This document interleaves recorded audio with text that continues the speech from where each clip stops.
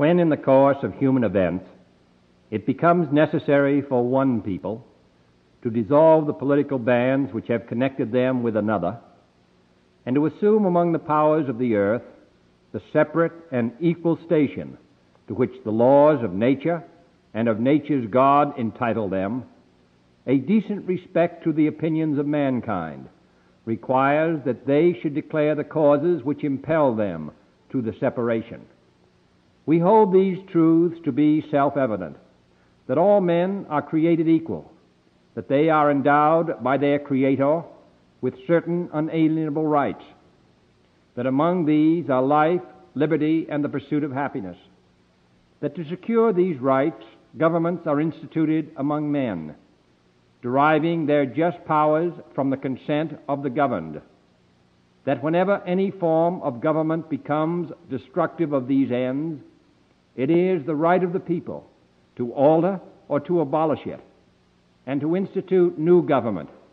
laying its foundation on such principles and organizing its powers in such form as to them shall seem most likely to affect their safety and happiness. Prudence indeed will dictate that governments long established should not be changed for light and transient causes, and accordingly all experience hath shown that mankind are more disposed to suffer, while evils are sufferable, than to right themselves by abolishing the forms to which they are accustomed. But when a long train of abuses and usurpations, pursuing invariably the same object, evinces a design to reduce them under absolute despotism, it is their right, it is their duty, to throw off such government and to provide new gods for their future security. Such has been the patient sufferance of these colonies, and such is now the necessity which constrains them to alter their former systems of government. The history of the present King of Great Britain is a history of repeated injuries and usurpations, all having in direct object the establishment of an absolute tyranny over these states. To prove this, let facts be submitted to a candid world. He has refused his assent to laws, the most wholesome and necessary for the public good. He has forbidden his governors to pass laws of immediate and pressing importance, unless suspended in their operation till his assent should be obtained. And when so suspended, he has utterly neglected to attend to them. He has refused to pass other laws for the accommodation of large districts of people, unless those people would relinquish their right of representation in the legislature, a right inestimable to them and formidable to tyrants only.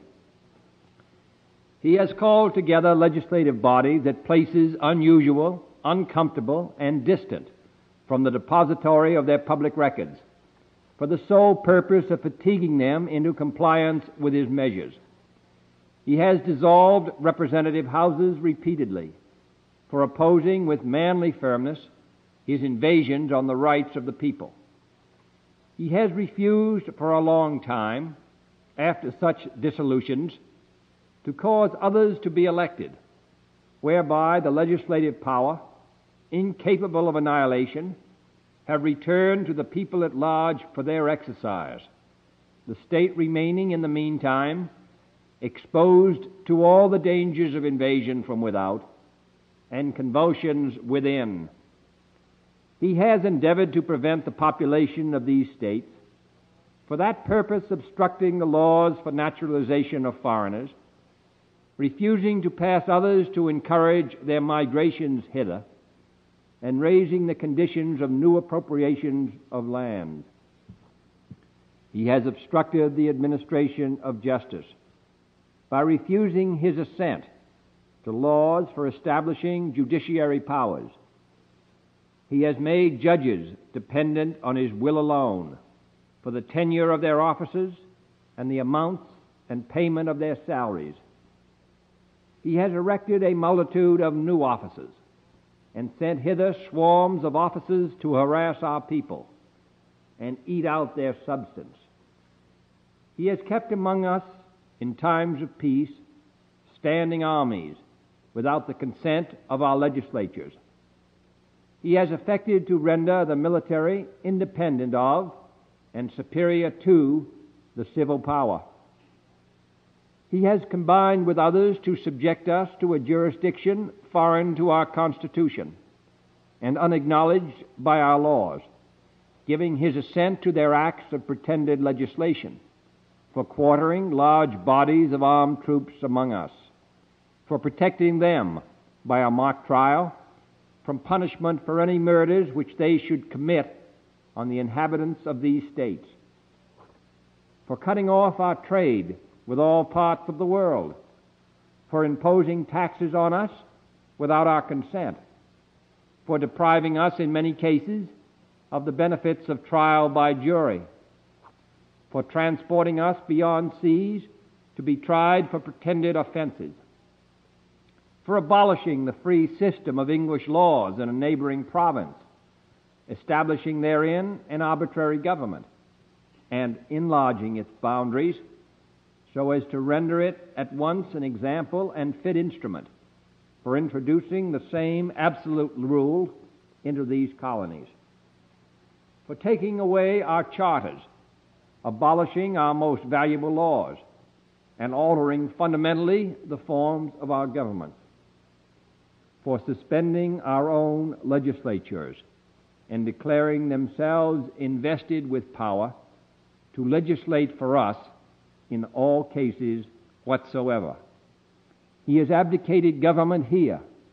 by declaring us out of his protection and waging war against us. He has plundered our seas, ravaged our coasts, burned our towns, and destroyed the lives of our people. He is at this time transporting large armies of foreign mercenaries to complete the work of death, desolation, and tyranny, already begun with circumstances of cruelty and perfidy, scarcely paralleled in the most barbarous ages, and totally unworthy the head of a civilized nation. He has constrained our fellow citizens, taken captive on the high seas, to bear arms against their country, to become the executioners of their friends and brethren, or to fall themselves by their hands. He has excited domestic insurrections among us, and has endeavored to bring on the inhabitants of our frontiers the merciless Indian savages, whose known rule of warfare is an indistinguished destruction of all ages, sexes, and conditions. In every stage of these oppressions, we have petitioned for redress in the most humble terms. Our repeated petitions have been answered only by repeated injury. A prince whose character is thus marked by every act which may define a tyrant is unfit to be the ruler of a free people. Nor have we been wanting in attentions to our British brethren. We have warned them from time to time of attempts by their legislature to extend an unwarrantable jurisdiction over us. We have reminded them of the circumstances of our immigration and settlement here.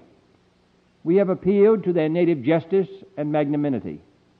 and we have conjured them by the ties of our common kindred to disavow these usurpations, which would inevitably interrupt our connections and correspondence. They too have been deaf to the voice of justice and of consanguinity. We must therefore acquiesce in the necessity which denounces our separation and hold them as we hold the rest of mankind, enemies in war, in peace, friends. We, therefore, the representatives of the United States of America, in General Congress assembled,